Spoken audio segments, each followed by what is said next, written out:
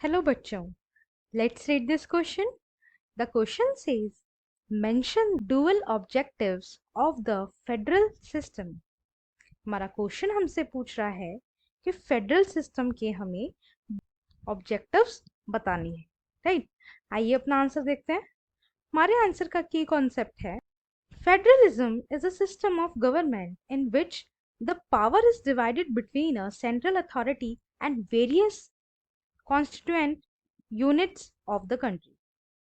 Federalism एक ऐसा system है जिसके अंदर जो पावर है वो डिवाइड की जाती है सेंट्रल अथॉरिटी के बीच में और वेरियस कॉन्स्टिट्यूएंट यूनिट्स या स्टेट्स के बीच में, राइट? सो अब इसके ऑब्जेक्टिव देख लेते हैं। First, to safeguard and promote unity of the country and at the same time accommodate regional diversity. Federalism अगर कोई कंट्री फॉलो करती है, उसको जो है अपनाती है, उसका सबसे बड़ा रीजन यही होता है कि उन्हें अपनी कंट्री में यूनिटी चाहिए होती है, ठीक है?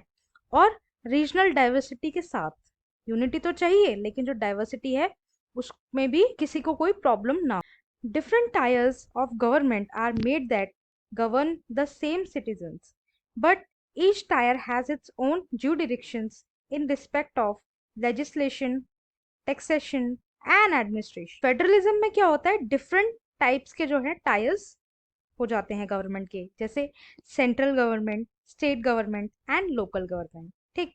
अब सभी लेवल पे सब गवर्नमेंट जो है अपना काम करती हैं, लेकिन सब जो है काम अपना जुडिरिक्शन के अंदर करती हैं, ठीक है? चाहे वो लेजिस्लेशन से जुड़ा हुआ हो, चाहे वो टैक्सेशन से जुड़ा हुआ हो, चाहे वो एडमिनिस्ट्रेशन से जुड़ा हुआ हो।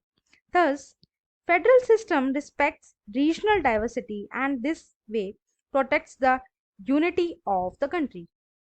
फेडरल सिस्टम जो है वो रीजनल डाइवर्सिटी की रिस्पेक्ट करती है और यूनिटी प्रोवाइड करती है, right?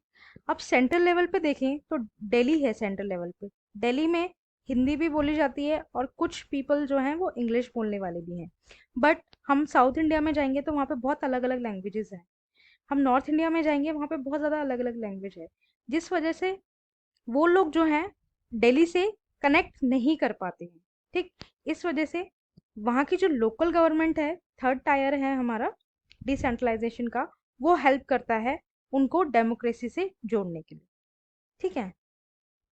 Second, an ideal federal system has mutual trust and agreement to live together.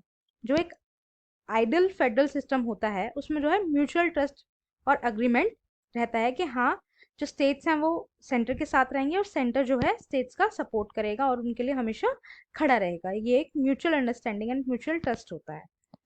Governments at different levels should trust that each would abide by its part of the agreement. Governments को जो है trust रखना होता है different level पे कि जो सब हैं वो उस एग्रीमेंट का पालन कर रहे हैं, उसको फॉलो कर रहे हैं, कोई भी जो है इसका डिसरिस्पेक्ट नहीं करेगा इन एग्रीमेंट्स का और फेडरल सिस्टम का, right? I hope you understood. Thank you and best of luck.